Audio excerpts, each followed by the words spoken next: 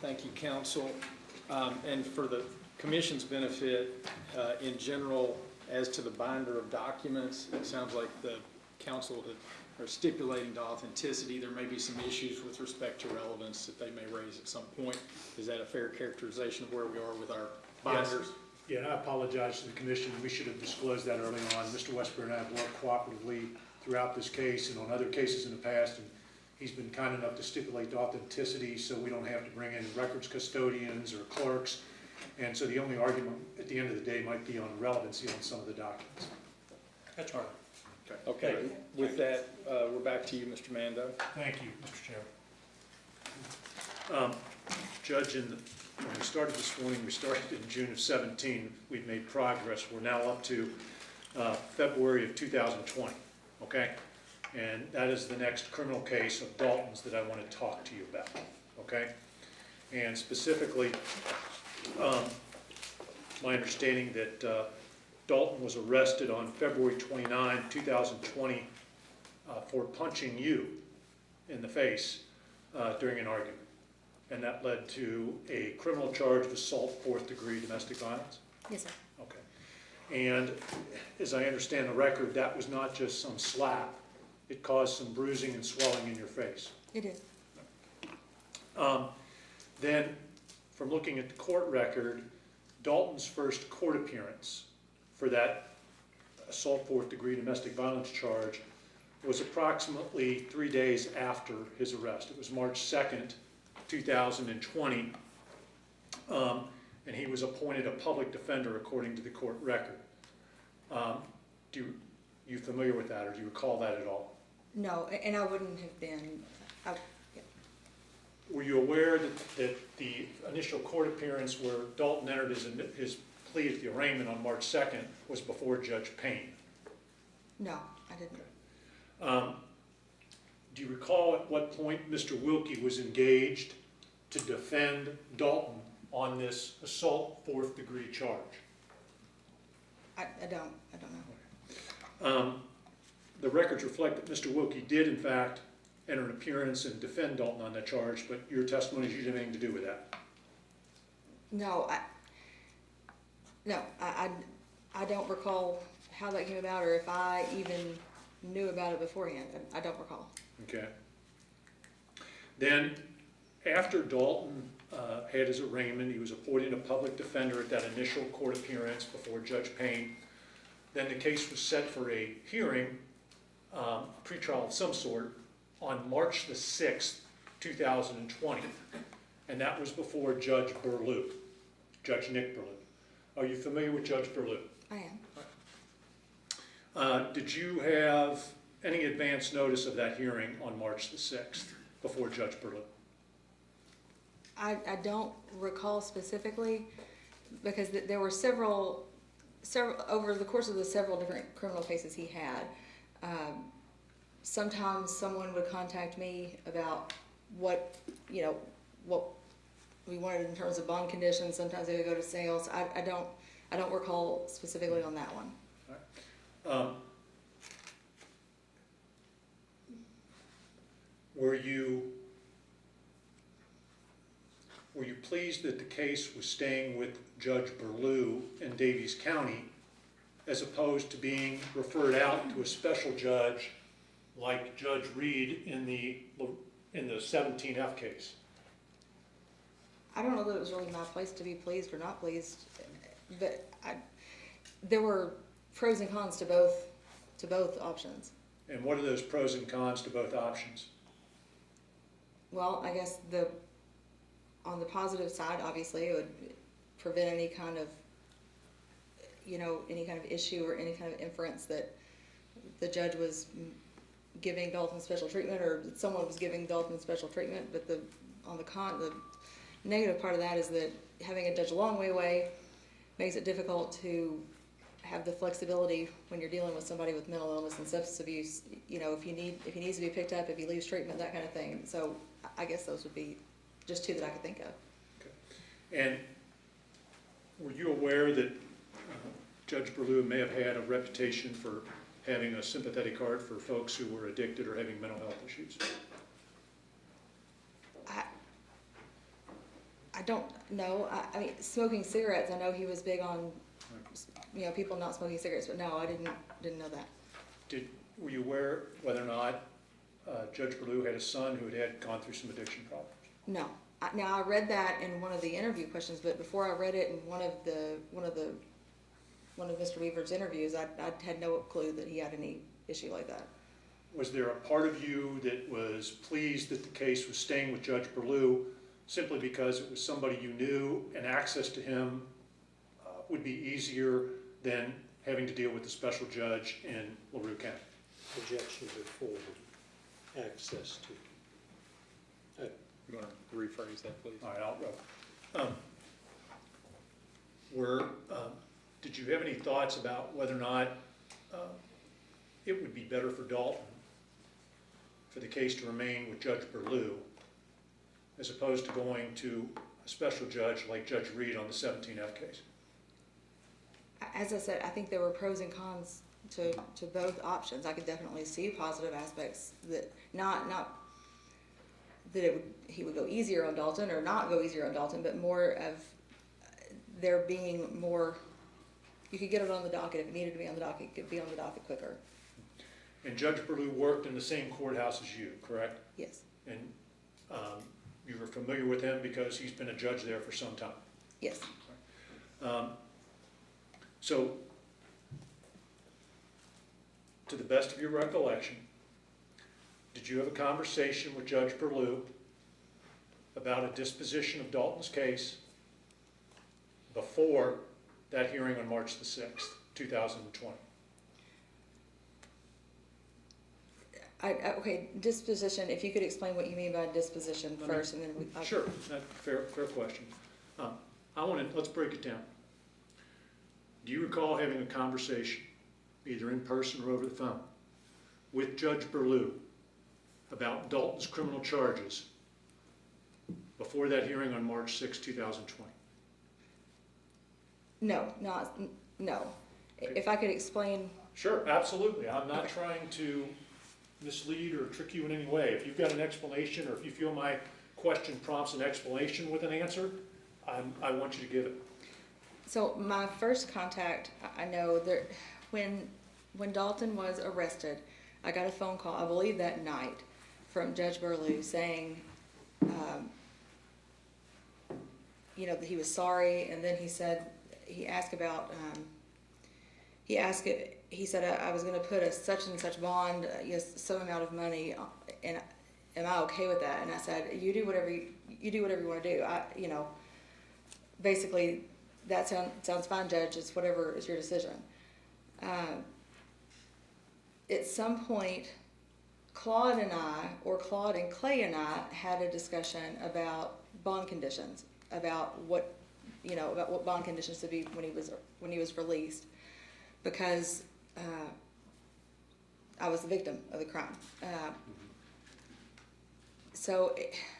I do not specifically recall, but it would not surprise me. I know that I wrote up some things about what might work, like it's not in terms of a disposition of his case, but in terms of what he needed to be doing to not put himself in the situation to get in trouble again. That somehow I would review that hearing tape. I was not at the hearing. I was not listening in on the hearing, so I only became aware of what Judge Burlew said at the hearing far later, way later.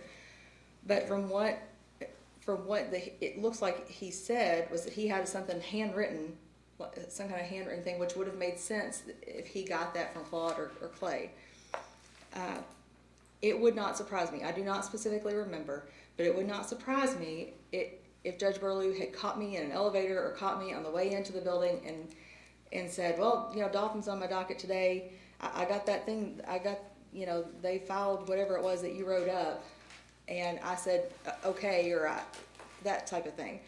I would have never initiated any contact with Judge Burlew, but it does not surprise me that he would say that. It doesn't surprise, he said a lot of things in that hearing that I just kind of shook my head about, because he talks about that I practiced in something about domestic violence court, which that never happened.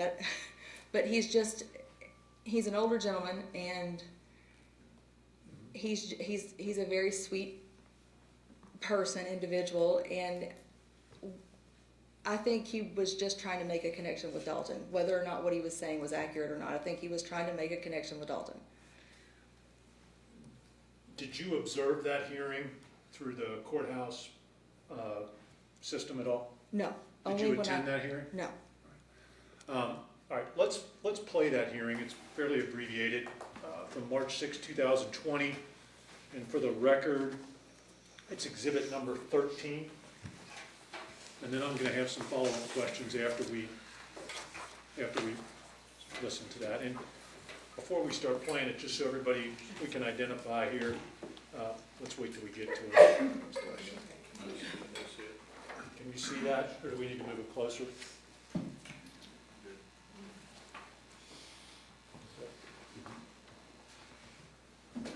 Claude wants to sign off on this too.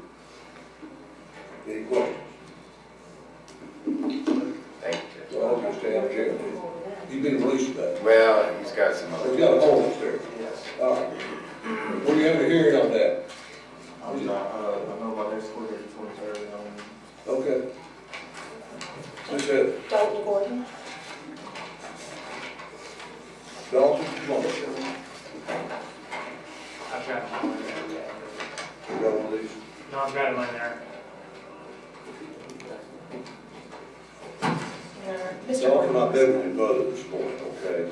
Yes, sir. I know you're familiar with this. So, I'm gonna go ahead, Ted, you want to say something? Your You Honor, see this? I think those are on our release, Judge. I think everything is in there. On the Mr. bottom. Gordon has signed it, also has a copy. We're asking you to sign this, to set this out about 6 months, this opportunity.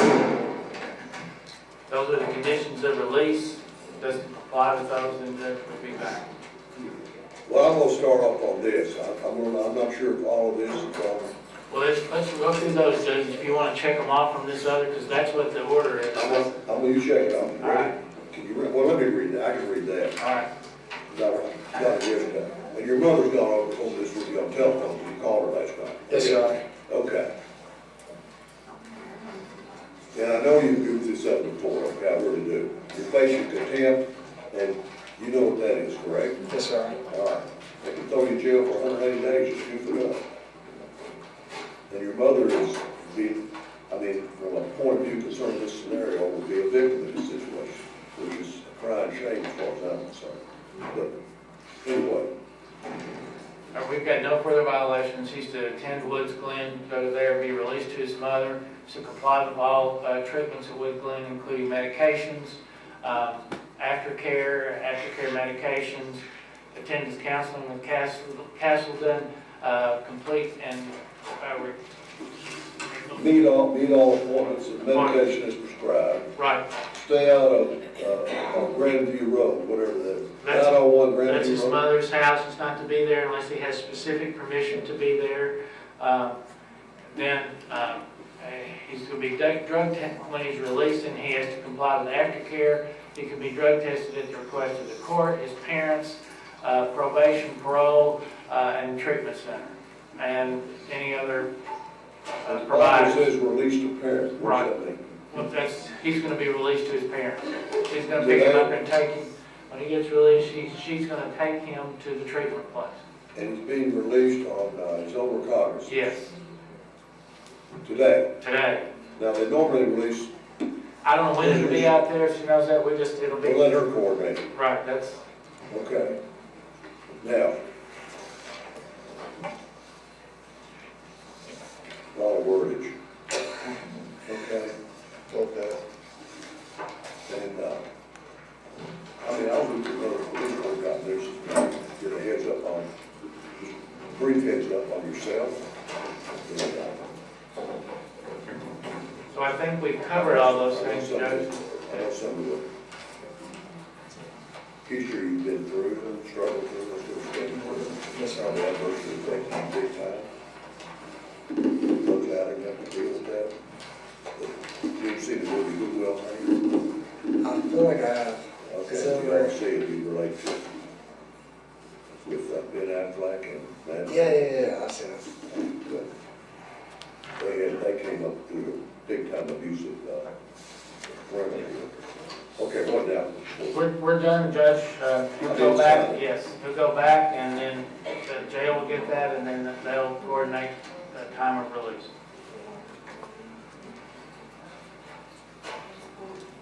Now, that goes through the file, for 60 days. There's the file. Let's see.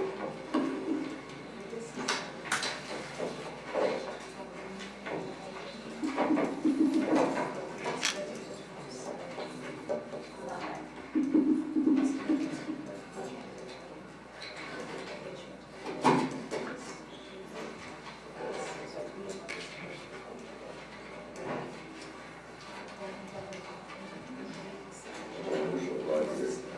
What date? I'm gonna give this to you. I'll hand it right now. And I know you're gonna write out your mother's handwriting. I haven't seen it in a long time. Your mother practiced very violence law. When she first got on the bench, before Patty, I've known her a long time. You're lucky to have a well. Yeah, I agree, sir. That's the date, I'm gonna give that to you, you need to really pay attention to that, okay? September 11th. I can tell your mother's left-handed. Yeah. Okay? No, she's the best handwriting lefty I've ever seen, ever. Thank you, Your Honor. No, nice to meet you. Nice to meet you, sir. Okay, we'll make it work out for you. Thank you. Really, Can I get a couple you're in of, control of your destiny, Yeah, okay? I seem to mess it up a lot lately. there's,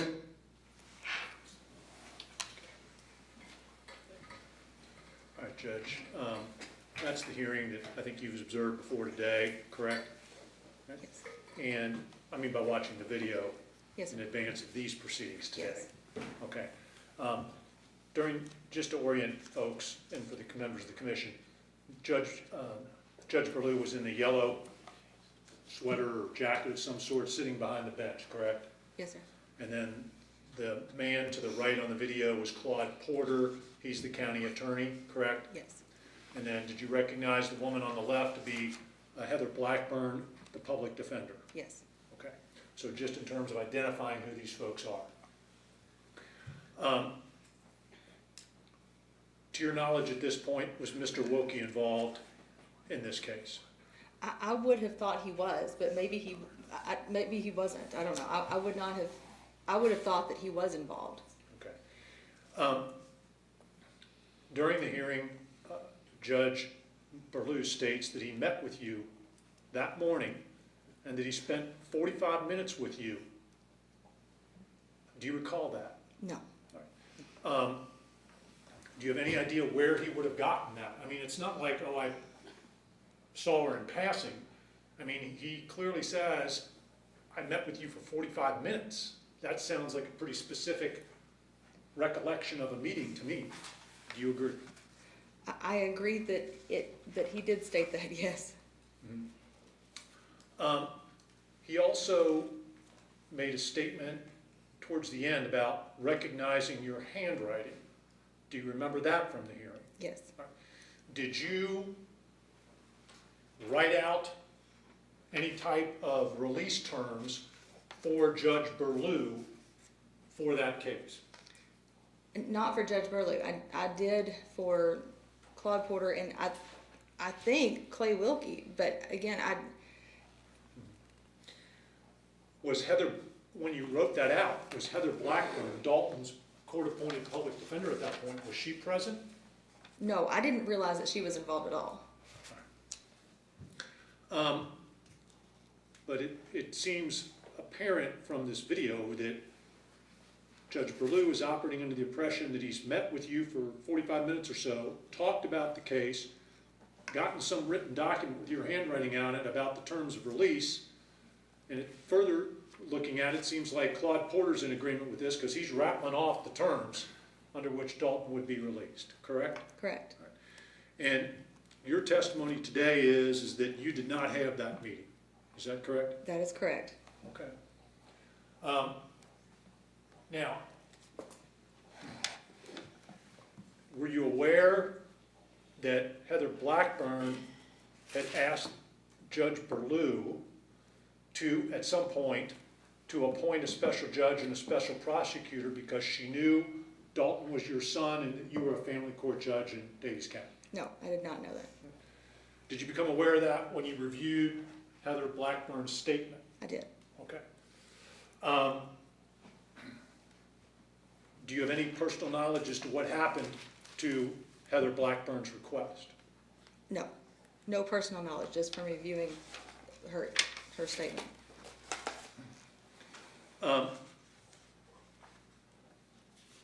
These terms that were talked about, I think I heard that he was going to be released that day, that he was going to be released to your custody, that you were going to take him to a treatment facility, that he was going to be subject to drug testing, and that he was ROR, released on his own recognizance. I think I've captured most of those, correct? From what you Yes. heard? Yes, Okay. Now, were you involved in helping writing out those terms, as you recall? I'm sure it was, yes. And at this time, Dalton had been charged on the 29th with a fairly serious assault, causing injury, bruising and swelling to your face, correct? Yes, He had a prior felony charge from 2017 on his record, correct? correct. My perspective looking at this, maybe as a person from sitting in Daviess County might look at it, is he's getting released on his own recognizance to go to a treatment facility, ROR, okay, to be drug tested. Sounds like a pretty sweetheart deal given his history and charges. Do you agree with that? No. And I can, if you let me explain, I can explain a little bit. I certainly want you to explain, and I want to make sure my question's clear before you explain. Could a reasonable citizen in Daviess County, hearing and watching this tape, sitting in the courtroom, hearing Judge Burlew say, I met with your mom for 45 minutes this morning, knowing that you're a family court judge, and then hearing the terms of the release, could a reasonable person in Daviess County perceive that as favorable treatment? Objection to the form of the question. I haven't met the reasonable person in Daviess County yet. That's actually two questions. Perhaps she could at least be allowed to finish her response to the first one. And I apologize, Mr. Whisper, I certainly want her to, if she understood the Let's break it question, down. please go ahead and answer it and explain. I'm Okay. not trying to deprive you of the right to explain and answer. I think as to the first part, any reasonable person sitting in that courtroom could have been offended or think that there was something improper about him speaking to me about my son prior to the hearing. Yes. As to the second part, if they spend any time sitting in that courtroom, they would find that that is pretty standard, pretty much exactly standard of what happens in assault fourth cases. And the only reason I know that, I don't do criminal law, and I'm not a criminal judge, but is that I do handle the DV docket. In our DV docket, many times there's a crossover. Many times there'll be an assault fourth and a DV case. And it is a source of frustration and a source of concern many times for many people in Daviess County that the consequences, and I don't know how those consequences come about, but by the time we get the hearing on the DV case, the individual who did it is normally never still incarcerated. They're released very soon after whatever the incident is. Okay. All right.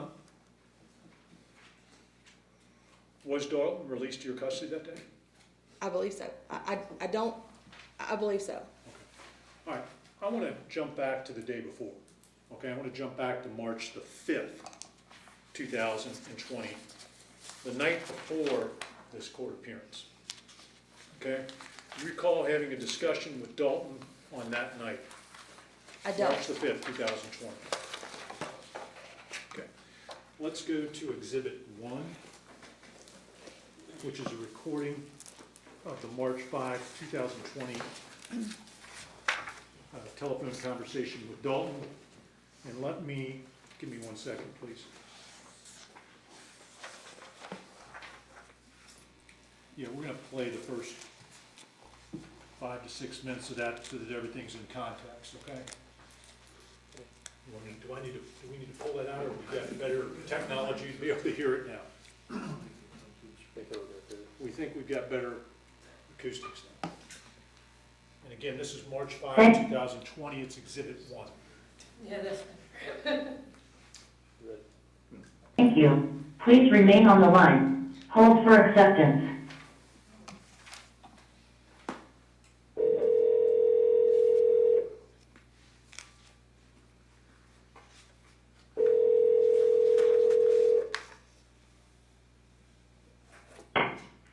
This is combined public communications with a prepaid call from an inmate at the Davies County Detention Center, Kentucky. Three-way or call waiting is not allowed and may automatically disconnect this call. This call is subject to monitoring and recording.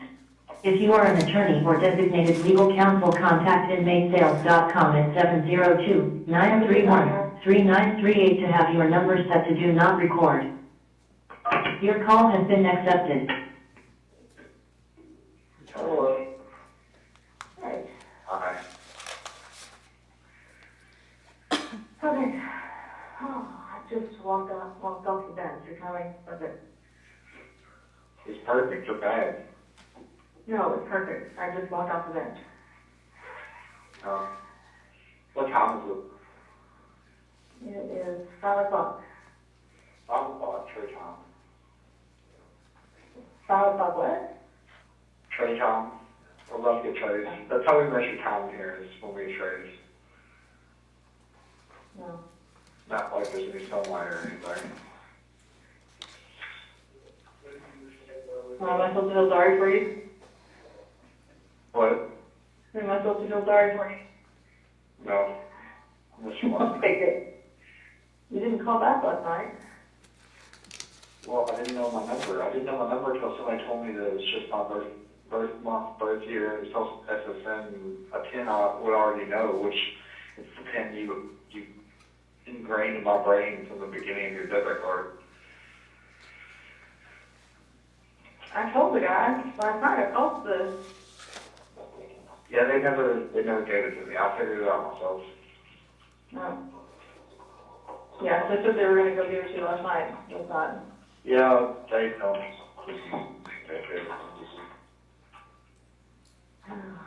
That's good to know.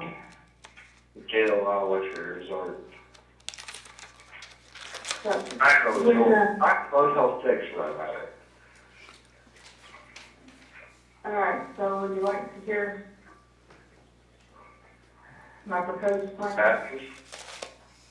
No, your proposed plan. Oh, yeah, sure. All right. So if you have satisfied Judge Burlew with your true and genuine sorrow and contrition, sorrow, I think he's okay with releasing you, and then I will take you to Wooded Glen. You are to complete the Wooded Glen inpatient substance abuse program, and if recommended, the PHP partial hospitalization costs for whatever program with room and board after inpatient. I doubt they'll do that because it costs money, but then after you complete Wooded Glen, you're to reside at and comply with a sober living place here in town. I've heard that U-Turn is the best one, so I'm going to try to call and get you a bed there. Do med management with Grace Behavioral at least monthly. Go to therapy. Grace won't do that management with me anymore. Oh, then I'll have to change that to somebody else. But med management at least monthly, and therapy with Kim as recommended. That's probably at least weekly. And attend all appointments, take meds as prescribed, follow provider recommendations. Until further orders not allowed to reside at the house, and may visit if you're compliant with treatment and allowed by parents, by me basically. You have to go to the home, go home to the house without permission, and not to go there unless I'm there. Drug test at the request of Grace, or not Grace, the management. Ken or me.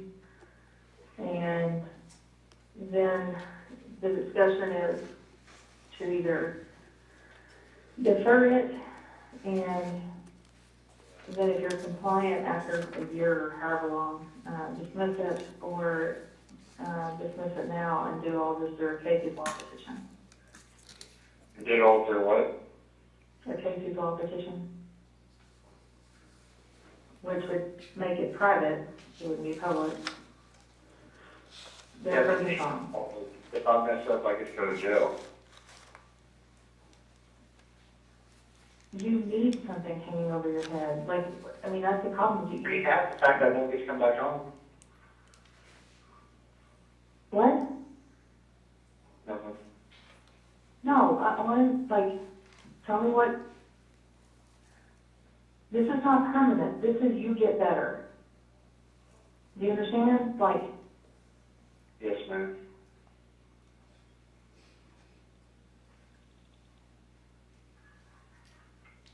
I mean, the whole idea is that you have to follow through on these things. That worries me that you just said that, because I don't want, that's not what I want. My goal here is not to keep you away from the house. Surely to goodness you know that. My goal is that I want you to get better and be okay.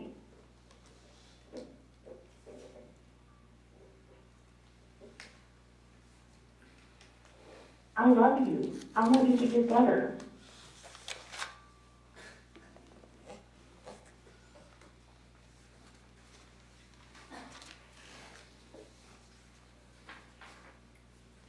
Hello? Hello. Do you want to get better? Yes. Or are you sitting out there making new friends to do that with? No. Or talking smack about me? I wish I was, but no. You wish that you were talking smack about me? Yeah. Why? Because you're the one in control here.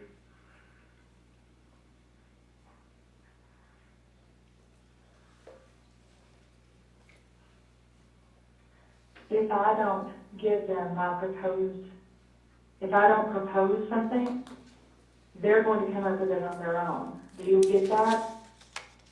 Yeah, it's an assault for domestic violence. It would probably be less than what you're offering.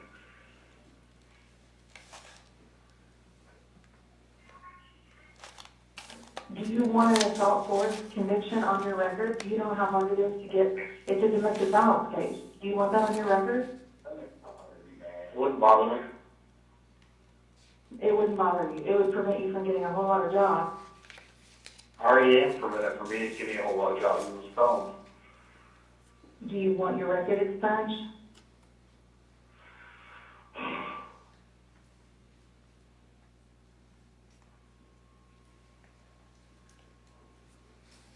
Are you just talking tough because of who all's out there? What? Are you just talking tough because of who all's around you out there? I don't get what you're asking. Do you mean the things that you're saying right now, or are you just talking tough because you're out there? I don't understand. What do you mean? Like, you're acting like, If I want to talk to you. I know, but I'm just saying, like, are you, like,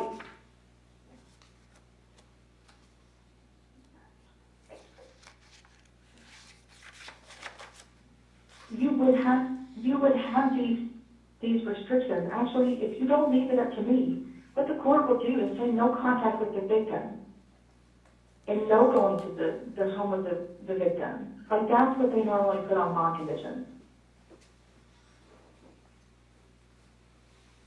Okay, your plan's right. Almighty Mother, I give you power.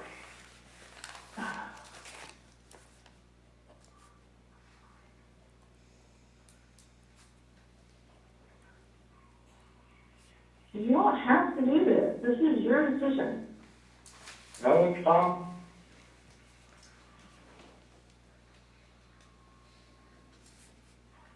long as I can go home and pick out my own clothes and stuff.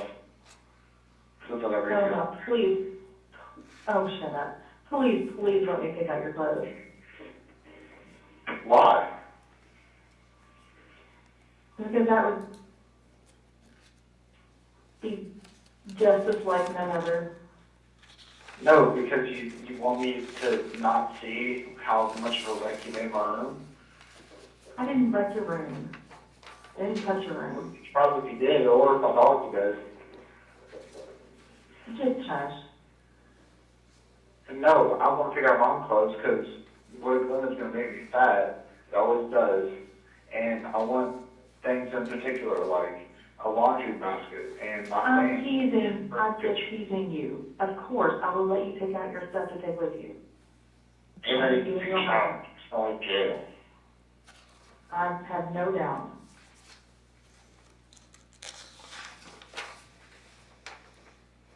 I would try to sneak out a jumpsuit for you, but I think that's a misdemeanor.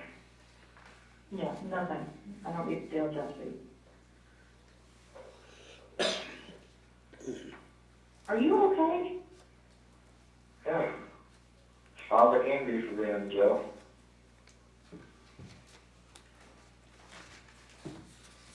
I've been staring at a wall for 78 hours. Plus, Well, I spent approximately 78 hours trying to cover the places on my face with makeup. places. I hit you one time on the back of the head. No, it was not in the back of my head. It was in my face. Oh. Oops. And you bruised these boys, so I'm sure it wasn't nice.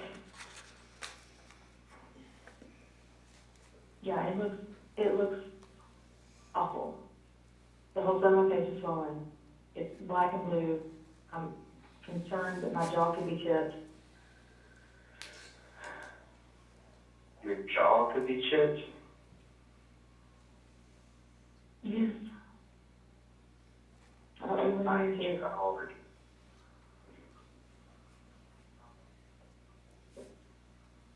it's pretty bad, Dalton. I don't think you understand. Well, I told you before, you do not understand your own strength.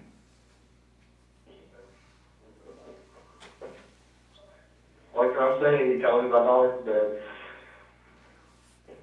I did not tell you that your dog was dead. That's what I heard. You hear lots of things when you're high and off your meds and not being rational.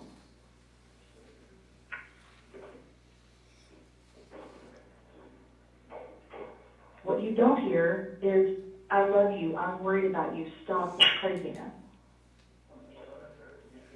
Yeah, I didn't hear all that. You never do. I only have $3 more on my phone, so I won't be able to call you one more time. I put $30 on there. You put $30 on there. Was that on Flexcom? Is there? It said $6 on the balance. If you put $30 on, that means that. Okay, I'll try a different way then. I did one for you. No, I put $30 on there. In fact, I put $30 on there and then I thought I did it wrong, so I went back on there to try to figure out what your inmate number was and put another $6 or, I don't know, $3 or something on there because I couldn't figure out what I was doing. This call will be terminated in 2 minutes.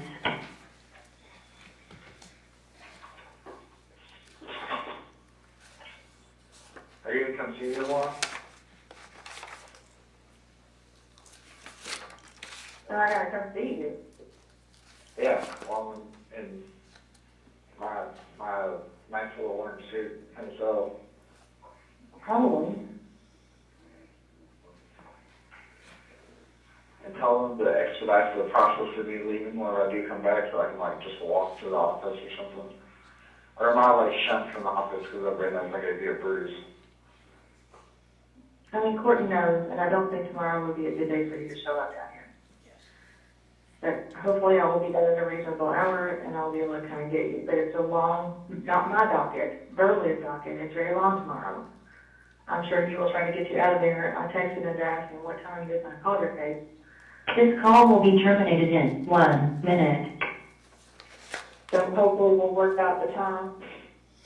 But, I mean, if you,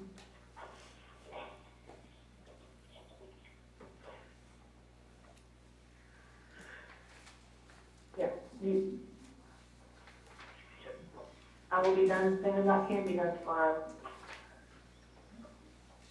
Okay, and I will come see you while you're here, okay? I'll call you after I'm done eating and I know a better time whenever you're off the bench. What time's best for you? Today, tonight, Yeah. give me until like 9 o'clock, because I'm gonna go to Lucy's Night of Wonder at the school. Okay, it might be once the lights are off, so it probably won't be till 11, because I don't know when 9 o'clock is. Okay, that's fine. All right, I love you. All right, I love you too. This call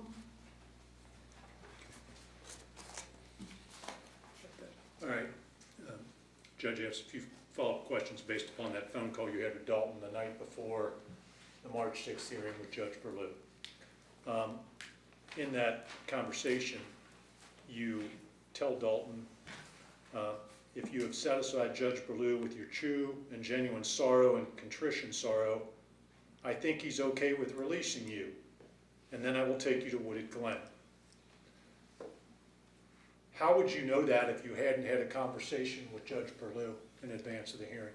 That would be something that Claude Porter would know and would tell me. That's a conversation that he would very likely have had with me when I was asking what the plan was or when he would be released. Because the dynamic of the court between Claude Porter and Judge Burlew, it's very much that, Claude Porter has known for decades how the judges will rule in certain cases. So I would guarantee you that that's something that Claude had told me that's likely what was going to happen. So are you saying that as a matter of fact, or are you saying that as a matter of assumption because it's your testimony you didn't speak with Judge Burlew?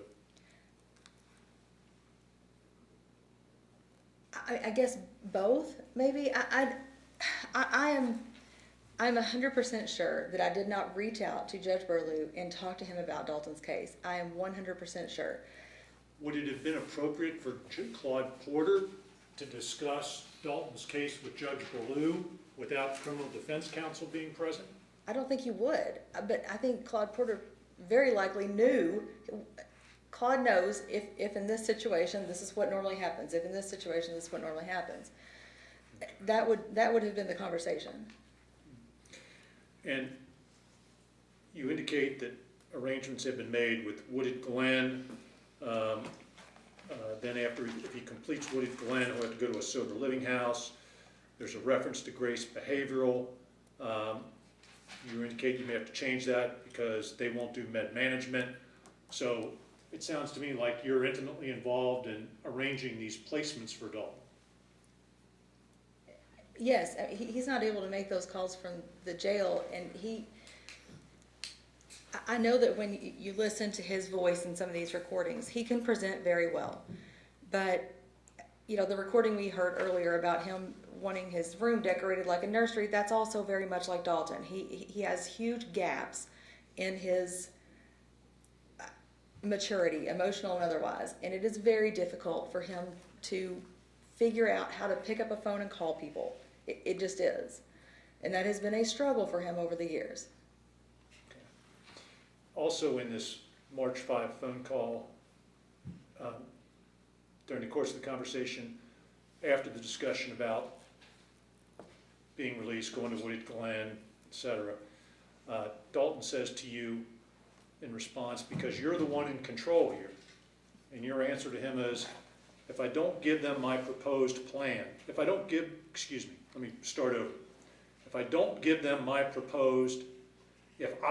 propose something, they're going to come up with it on their own.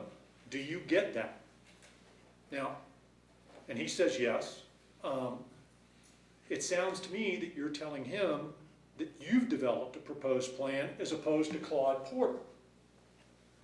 Did you propose this plan and convey it to Claude Porter? Yes, they ask what I would like to see happen in terms of release, which is pretty normal. I know that the same thing happens in our DV docket. You know, I asked the victim what they would like the restrictions to be. So I didn't think that that was foreign at all for me to say, this is what I would like to see happen if he's released. So, yes, now I'm also leaning on him because I am a parent and I'm trying to get him to make the right decisions. And you continue in the same conversation towards the end and you say, because at one point Dalton's thinking, I'm better off just getting the assault 4, and you're trying to tell him, no, you're wrong, son, right? And tell him that he's not looking at that the right way, correct? Correct. Now, I was not honest with him because he probably, in terms of what was held over his head, I've seen assault 4th cases, and he's probably not entirely wrong that he might have gotten, you know, it's not as big of a deal. At least I'm sure the other inmates out there were saying, oh, that's not a big deal. You'll be released and nothing will happen with it. It'll get deferred or whatever. So he's not wrong in what he's saying. I am trying to lean on him as a parent. So was what I said to him absolutely accurate? No. Okay. But it continues, that the conversation continues, and towards the end, you say, actually, if you don't leave it up to me, what the court will do is say no contact with the victim and no going to the home of the victim. Like that's what they normally put on bond conditions. So once again, when you're saying, if you don't leave it up to me, you're telling Dalton that you've got these arrangements, this proposed plan worked out. Was that? And you're telling, is that agreed? Is that a question? Yes, I'm sorry, I should have put a little more emphasis on the agreed. What I said there is technically accurate, what I'm saying to him, because in assault 4th cases and in domestic violence cases, the default, if the victim does not say, hey, I'm okay with having contact under these circumstances, the default would be no contact with victim. That's, you know, what I've seen, you know, when I see the domestic violence cases and I see an associated assault 4th, we have to be careful whenever someone comes in on a domestic violence case, because if the victim wants to lift the no contact restriction under some circumstances, like what we've heard here, then we have to be cognizant, and I would tell the respondent in that DV case, listen, I can put this order into place, but you likely are going to have to work on your bond conditions in your criminal case, because if no one says anything, that's just boilerplate. They're going to put on there no contact with victim. And I agree with you that that's a common condition, but there's a reason for that common condition to be on there, correct? Correct, yes. Right, to protect the victim. So then the conversation on March 5th continues, and you say to Dalton at the very end, you're talking about the length of Judge Burlew's docket. And is that something you just know, or did you check his docket online that while you were talking with Dalton? I don't know. Now, I know that the arraignment dockets, whenever they are on, they go long some days, and there are some other dockets, the criminal traffic dockets, they go long. So I don't know if I looked that up and I knew that, or if I was just saying that off the cuff. I don't know. And you indicate that after saying it's going to be a long docket, I'm sure he'll try to get you out of there. I texted him to ask what time he was going to call your case. So obviously you're telling Dalton there that you've already reached out to Judge Burlew to find out what time his case is going to be called. Do you recall doing that? I don't recall doing that. And I may have texted him, but I also was not looking at this in talking to my son. I may have texted a clerk. I may have texted his secretary. I may have texted, you know, when I'm saying that, I'm not saying it in the context of is someone going to be listening to me, and am I being absolutely accurate in what I'm saying to my son? I'm just shorthanding, and I may have asked Judge Burlew what time the case would be called, but there's also a good chance that it could have been someone else, and I just told him that. And you recall getting a response from your text to Judge Burlew about what time his case would be called? No, like I said, I don't remember doing it, so how many folks in Davies County who are on the criminal case docket with Judge Burlew are able to text him to find out what time their case is going to be called. Well, objection to the form, that's not what she testified. She could have texted a staff, somebody else. I think the question specifically was to Judge Burlew. Well, I'll sustain the objection. I'm not sure how she can Let speculate on how me many people- redirect and make sure. Yes, sir. What you told on the hearing, on this recorded call, what you said was, but it's a long, not my docket, Burlew's docket. It's long tomorrow. I'm sure he will try to get you out of there. I texted him to ask him what time he was going to call your case. Now, any fair reading and interpretation of that is you texted Judge Burlew. The him is Judge Burlew, correct? Correct. All right. So you're trying to find out what time his case is going to be called, and what I'm trying to make sure we're clear on is that that's something that you as a judge could do to Judge Burlew, because the average citizen is not going to be able to text Judge Burlew to find out if they're going to get an early call to their case. Would you agree with that? Yes, I agree with that. I will say that anyone in Davis County could either call or text someone in the judicial building to get that information. Now, Judge Burlew and I are colleagues, so it wouldn't have been unnatural for me to ask him something not pertaining to Dalton's, the substance of any case, but just ask him what time the case was going to be called. And if I was wrong in doing that, and I apologize, but I certainly did not mean to be given any special treatment by asking what time the case would be called. And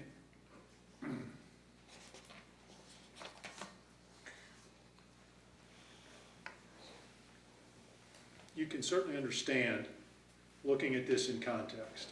As I'm looking at it, I see this phone call, I listen to it, I look at it closely. I see the tape the next day where Judge Burlew says, I met with your mom, spoke with her for 45 minutes about the case. I recognize your handwriting. All those are badges of an indication that you had a conversation with him about Dalton's case. You would agree that that's reasonable for me to interpret it that way? Yes.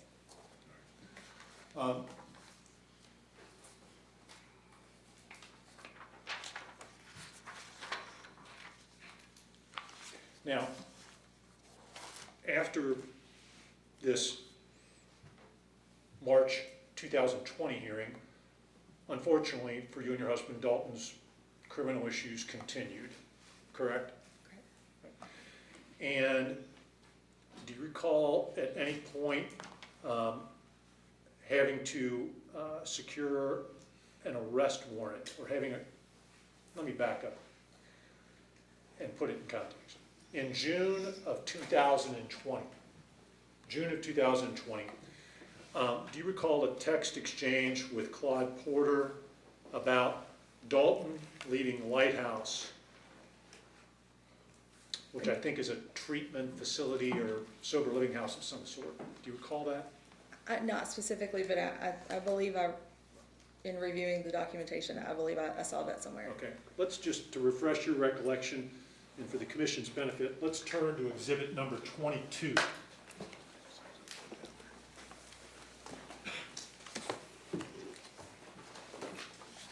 And take a second and look at those text messages, Judge, just to refresh your recollection and make sure that you've got everything in context when you answer my questions.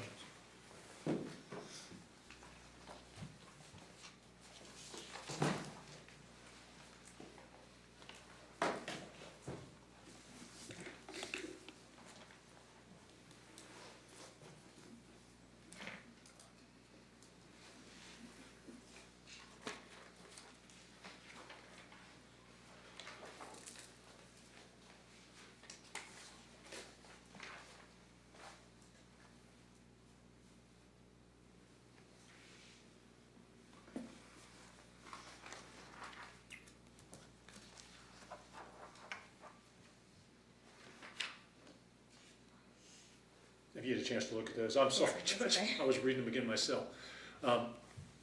Okay, so this is a text exchange you had with Claude Porter, the prosecutor, on June 22nd, 2020. I think it actually continues on to another date at one point, yeah. but primarily they're on June 22nd. So what do you recall going on with Dalton at this point? What happened to him?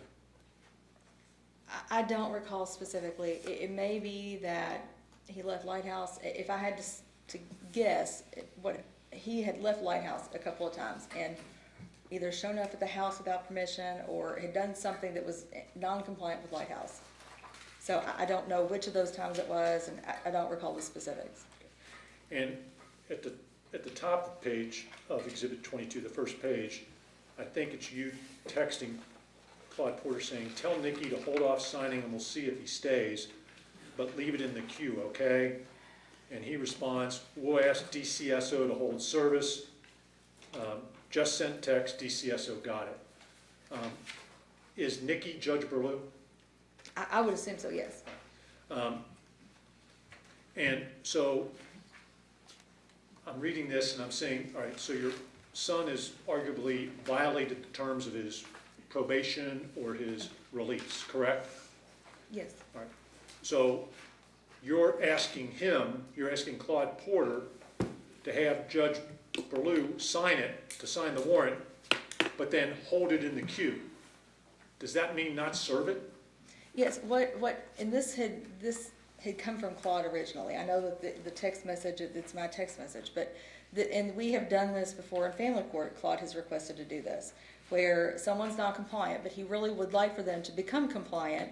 And so he'll say, listen, go ahead and enter it, but don't, judge isn't going to sign it for a couple of days or for a day to allow them to come back into compliance before we before we sign it in the EQ and have it show as an active warrant. So this is something that he had suggested that he does a lot and makes those requests a lot in family court, and I'm assuming in criminal court too.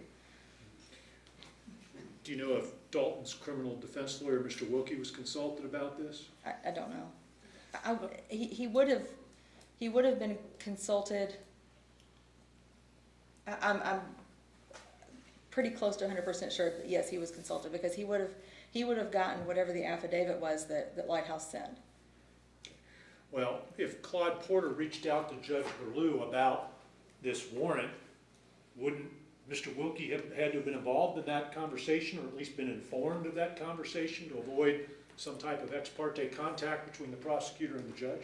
I would assume so, but I don't know. Then on page 2 of this string of text messages with Claude Porter, I think you indicate you found Dalton. You were telling Mr. Porter that Dalton was mad. That he thought the director of Lighthouse was mad at him, didn't want him there, and Dalton wanted you to get him back into Friends of Sinners. You're saying, what do I do with him now?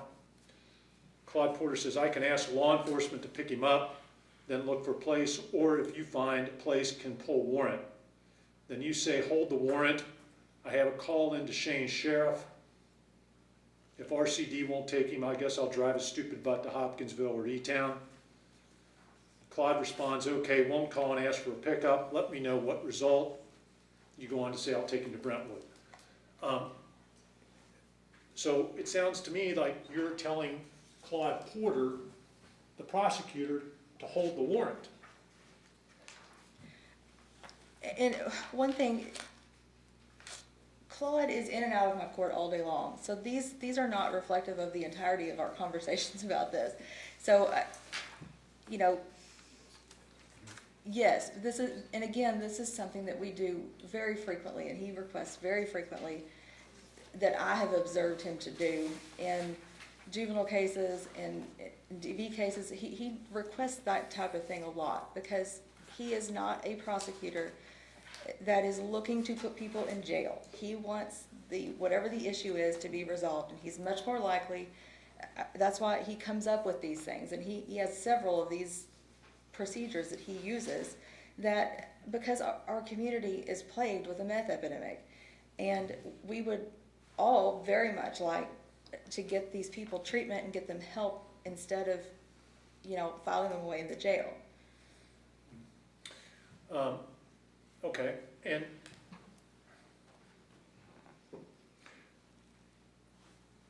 how many, you know, you're a family court judge, we've established that, and you're telling the county attorney, hold the warrant. Do you think that might carry more weight with Claude Porter than if Jane Smith said, Claude, I don't want that warrant executed? No, not a whit more. I can guarantee you it would not. He has these conversations with parents. I have observed him day in and day out for however long I've been in practice. Well, and I want to make sure we're clear. So are you saying that the average citizen in Davies County has as much access to Claude Porter and can text with Claude Porter as much as you do in this case? Yes.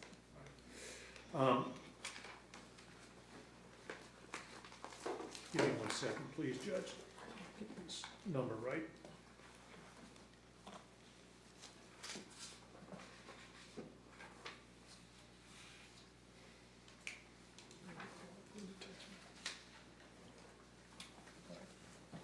Mr. Porter produced all of his text messages with you pursuant to a subpoena that we issued.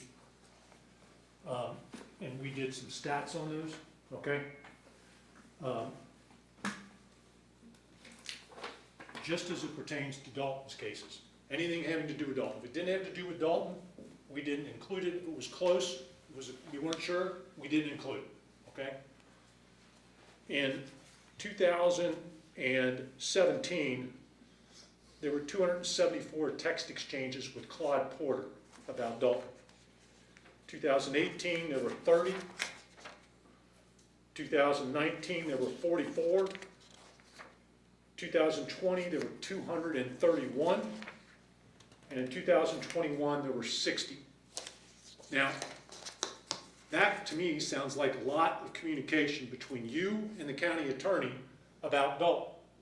And it's your testimony that you believe Claude Porter has the same degree of communication with any other victim Yes. in Davies County. Yes, I know that you have a hard time accepting that, but that he does. In fact, I would say that there are several mothers and grandparents with whom he has to deal much more in his text messages and his phone calls than he does with me.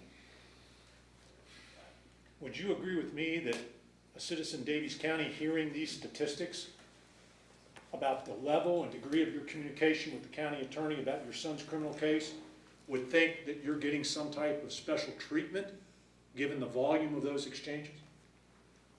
Only if they did not know me or Claude Porter. And for the record, those text messages are, all of Mr. Porter's text messages are in Exhibit 63. Related to these text messages, Judge, I need to ask this. Now, we had also asked and issued a subpoena for your text messages. We were told that you had deleted those text messages. You did that in October of 2021 in prepreration of going on vacation so you had room on your phone. At least that's my recollection of the reason. Does that sound right? That's one of the many times.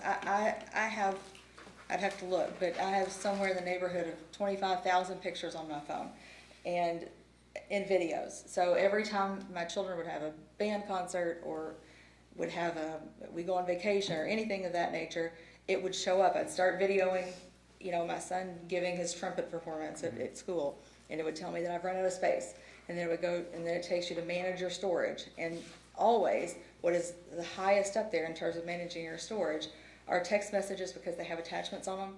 And so I would just go through and now I have it set, for the last, I don't know how long, but I have it set to where it just automatically deletes anything over than either 6 months or 60, I don't know what it is, but something of that nature. And when you deleted the text, do you recall deleting text in October on preparation of going on vacation? Yes. All right.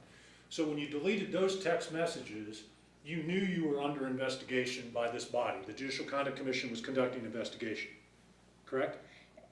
Yes, but there hasn't been much of a period of time since I took the bench that the same someone has not filed something that I had to respond to. So that would be the case at any given time since I've taken the bench.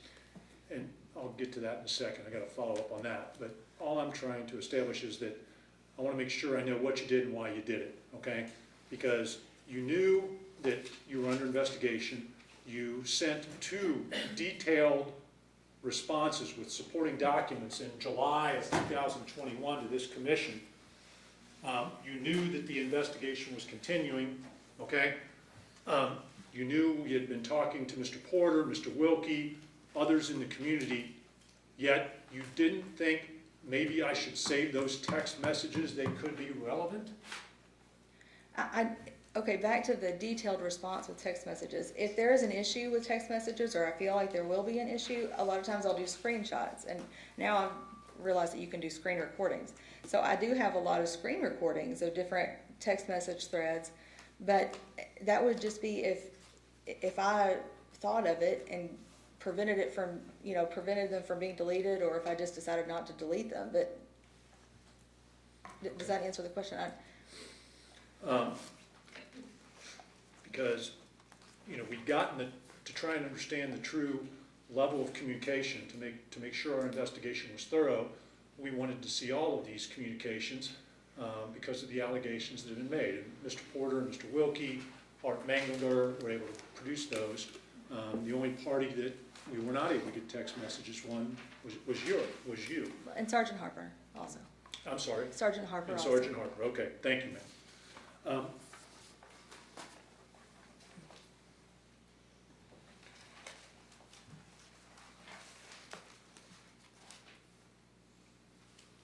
And I will say, none of them are mothers. I'm sorry, ma'am? None of them are mothers that I know of. Okay, okay.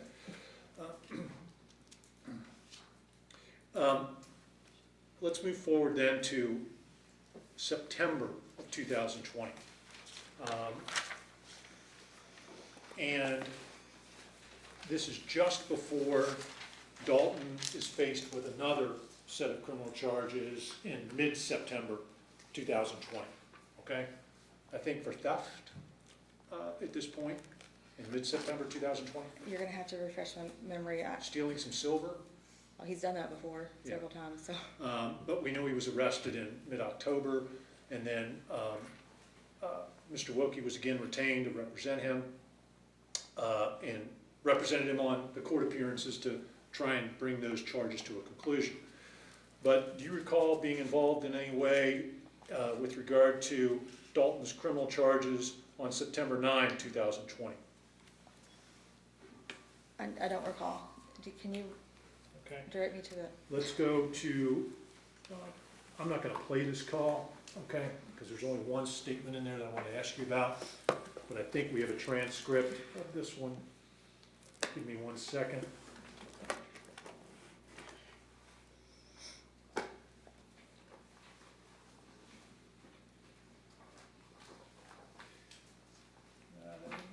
hold on 1 second.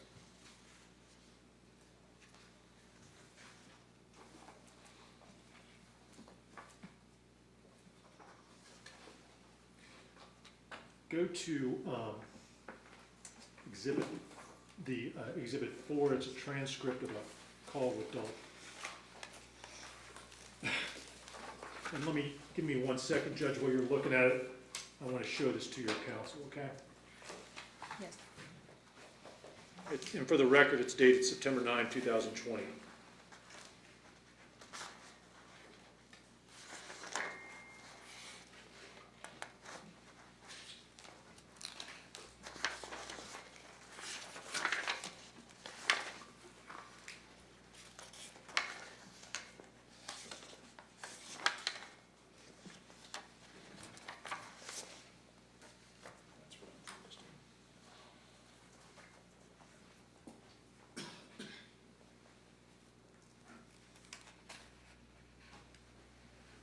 See the page, right? Sure.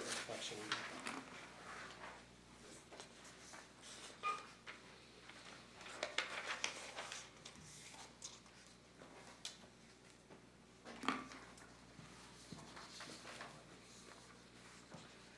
Who is he? Who's trying to take, who is he supposed to be? Claude.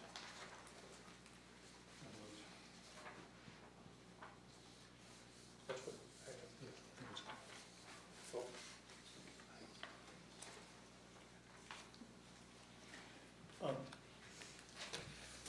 I know you've had hundreds of calls, but do you happen by chance to recall this conversation on September the 9th? I don't. If you go to page 8 of that transcript, Judge, you've had a conversation with Dalton, and maybe even page 7 to put it in context, okay?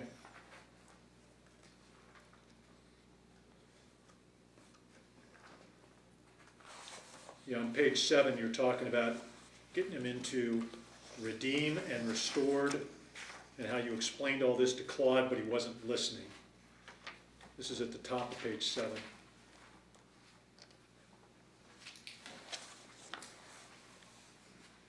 Does that refresh your recollection at all? Yes, Okay. Is redeem and restored a treatment facility? yes. Okay. Then if you go to page 8, Dalton says, that's what it seems like it is, just flexing his old man muscles. Your response is, I think he is trying to take this case out of my hands. Not that it is in my hands, but he's trying to shift things away from.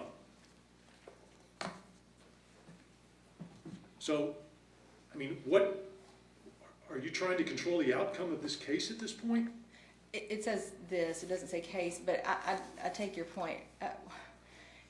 Claude at that point was trying to do the same thing that I was, which is to shift, shift. I was becoming the target, and had been for quite some time, of every time something went wrong in Dalton's life, it was my fault. And so, this is me exaggerating to Dalton about, listen, I've got nothing to do with it.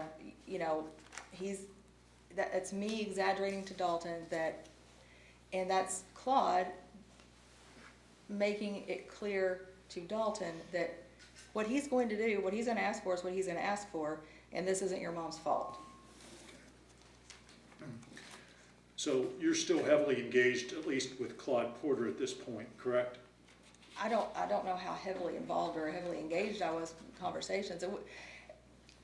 Claude has dealt with individuals, with young men like Dalton, a very long time, and he, in addition to his, professional responsibilities, it actually is part of his professional responsibilities. He understands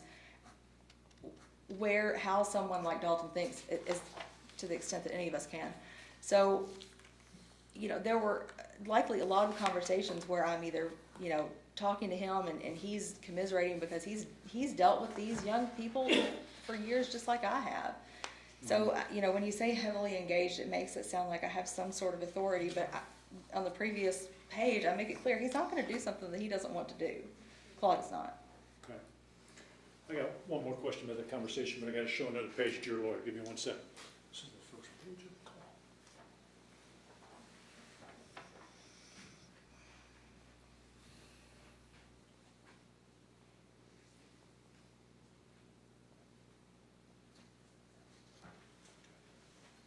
If you go to page 2 of that transcript, Judge,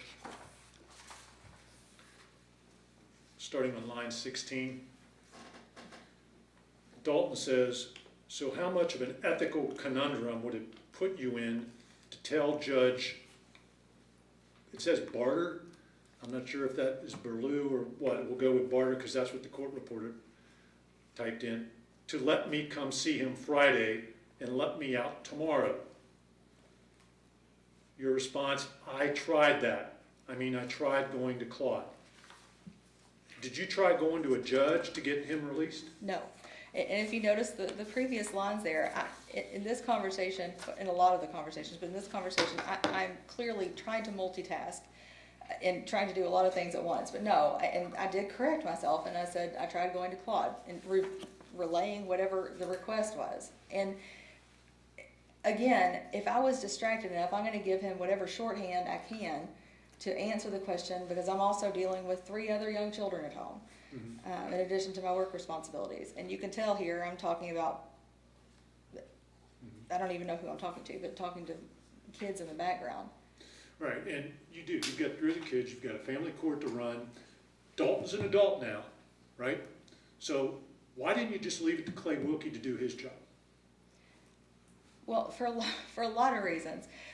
One of the main reasons is that when he's released, if he is not compliant and if he is not in treatment, he would show up at our house, and that's where we end up with this situation. So, you know, he'd show up at our house, you know, causing public embarrassment. When all of this happens, brings my other kids into it, could possibly be, you know, a safety risk depending on if he's using drugs or if he's not on his medication. So there are a lot of reasons that the same reason any family member feels this way. Okay. All right, and for the record, again, that was Exhibit 4, Mr. Chairman, I believe. All right, let's move on to a charge that was case number 20-F-1038. Dalton was arrested on September 18th. Charge was theft by unlawful taking of more than $500 but less than $10,000. Claude Wilkie was retained and served as Dalton's criminal defense counsel in that case. I believe that the charges were later amended somewhat. Just before, let me back up. Charges were on September 18th. Do you recall a conversation with Judge Wethington on September 26, 2020? Excuse me, that's wrong. Do you recall a conversation with Dalton on September 26, 2020, telling Dalton that you had been called into a meeting with Judge Wethington? Maybe not called into a meeting, but yes, I told Dalton that And Judge Wethington explained to you that there was complaints about your involvement in Dalton's criminal cases. a complaint, not complaints, but a complaint. Okay. And what did you tell Judge Wethington? I told Judge Wethington the extent of every, you know, interaction I had, and he said, "No, this isn't a problem." He's like, "But you got to be really." He's like, "No, that is a problem." He said, "But you got to be really careful because there are people who are going to, you know, who are going to hate you because of your position, and they are going to try to nitpick and find things to complain about." And did you tell Judge Wethington about your conversation with Dalton and removing content on his phone? Why would I? No.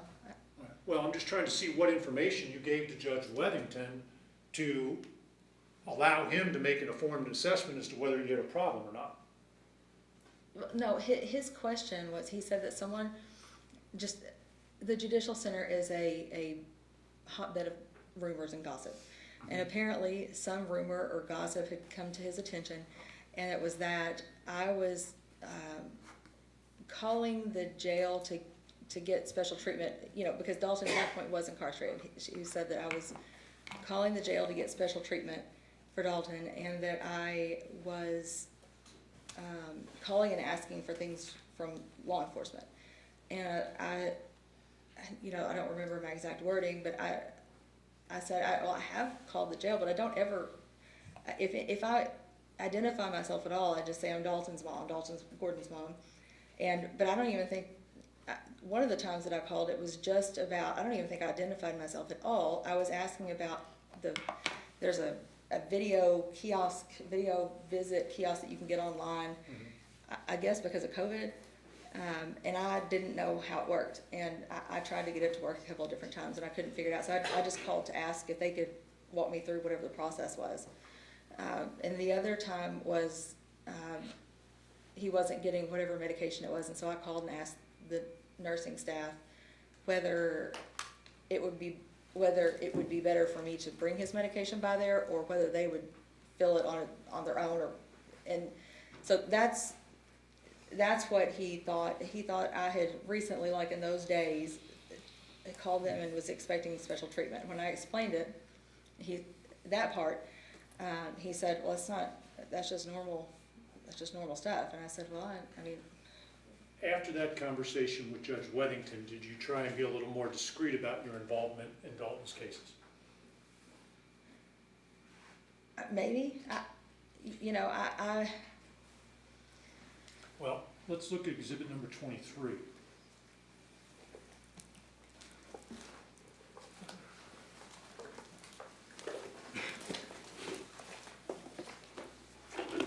These are text messages with you and Mr. Wilkie. There's one on September 26th. Let me find it here. Hold on.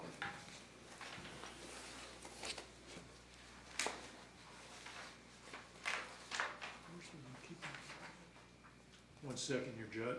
Give me 1 second. I'll find it specifically.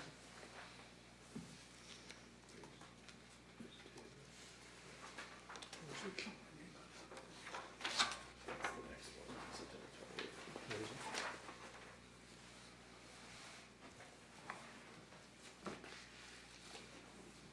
Is it 23 or no? It is. Here it is. 23. Oh, got it, okay. Got it, okay. If you look at the, thank you, John. These are some text messages with Mr. Wilkie, Exhibit 23, and again, it's late September 2020. You're saying you reached out to Adult and Teen Challenge, to the Mark Center, and to apparently a place in Oxford, Mississippi that could help Dalton. Correct, to let him know about treatment options? Yes. Right. And then it continues on September 26th about Dalton calling you, calling about a bed for him. You're telling Clay that you've contacted Lighthouse and Mark, M-A-R-C. You say, I don't know what to tell them about a date, but I'm guessing maybe Friday he will get out. Mr. Wilkie says he doesn't have court until October the 9th, but maybe Claude would let him out. You respond, maybe. You continue to have the conversations via text with Mr. Wilkie about these beds. And then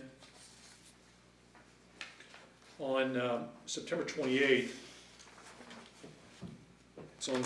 it's the second last page, Judge, is where I'm at.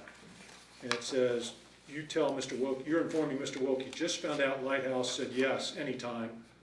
So Dalton wants it to be today, of course, in parentheses. Dalton wants tomorrow. If today isn't an option, he's super patient. Mr. Wilkie says, I'll email Claude this evening.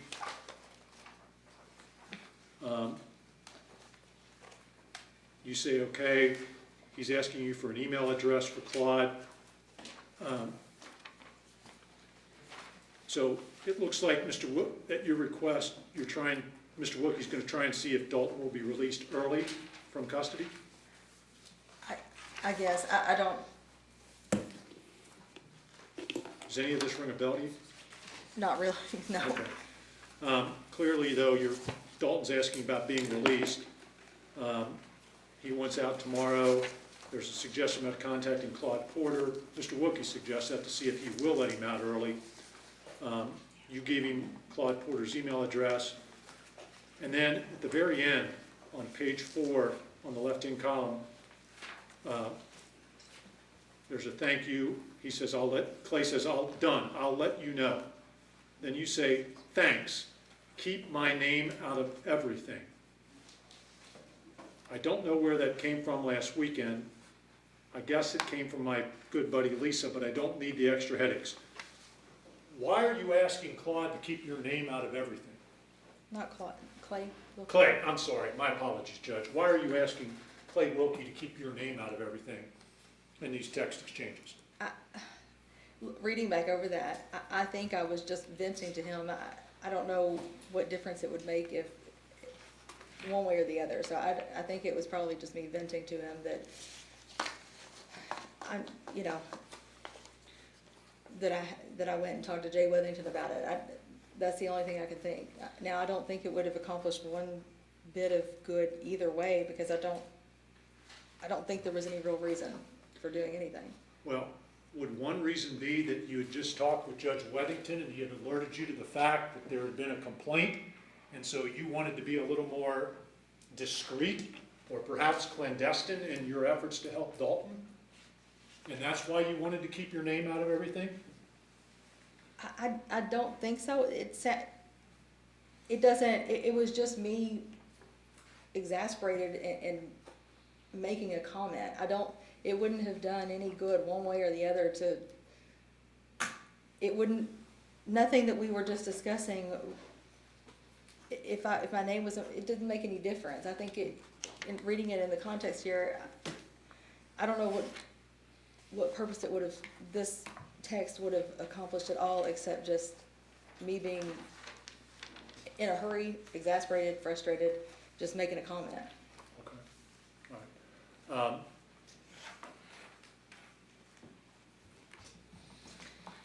All right, let's move forward. October 5, 2020. Mr. Chairman, I am at a transition point. I'm always sensitive to the needs of the commission and my fellow council. If I'm at a transition point, but I'm more than willing to keep forging ahead. 2:30. I like breaks. 2:30 is a good break point. That'd be fine. We've been at it about an hour and a half, I think. Yes, sir. We want to take about 10 to 15. 10 minutes is fine with us, Your Honor. All right, we'll be in recess for 10 minutes.